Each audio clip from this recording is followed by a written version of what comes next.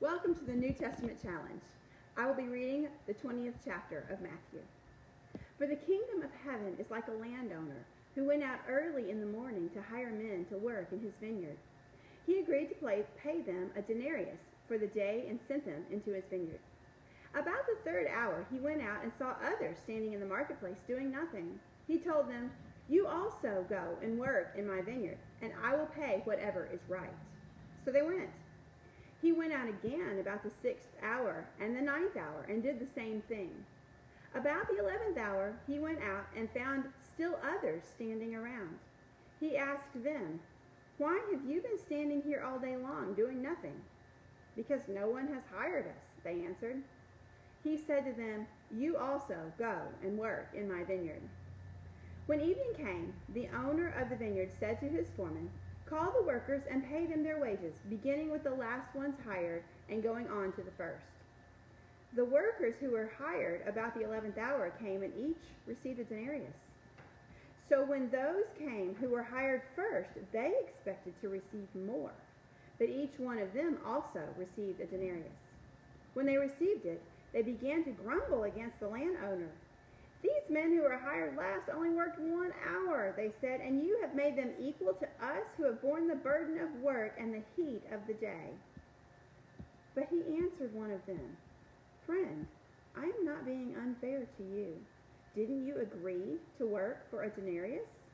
Take your pay and go. I want to give the man who was hired last the same as I gave you. Don't I have the right to do what I want with my own money?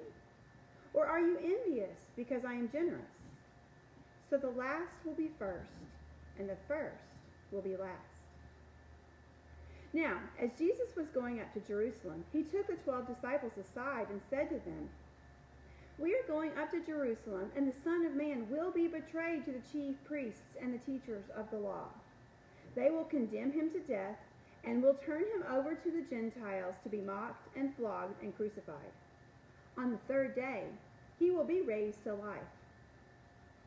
Then the mother of Zebedee's sons came to Jesus with her sons and, kneeling down, asked a favor of him.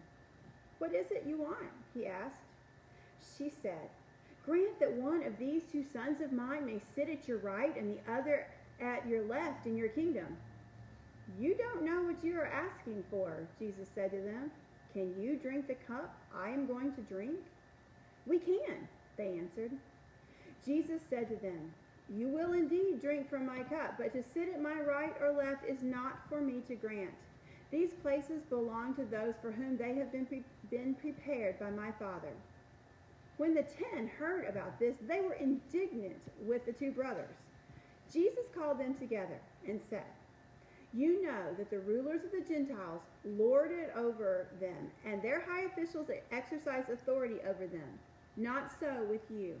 Instead, whoever wants to become great among you must be your servant, and whoever wants to be first must be your slave, just as the Son of Man did not come to be served, but to serve, and to give his life as a ransom for many." As Jesus and his disciples were leaving Jericho, a large crowd followed him. 2 blind men were sitting by the roadside, and when they heard that Jesus was going by, they shouted, "Lord, Son of David, have mercy on us." The crowd rebuked them and told them to be quiet, but they shouted all the louder, "Lord, Son of David, have mercy on us." Jesus stopped and called them. "What do you want for me to do?" he asked. "Lord," they answered, "we want our sight." Jesus had compassion on them and touched their eyes. Immediately they received their sight and followed him. This is the word of God for you, the people of God. Thanks be to God.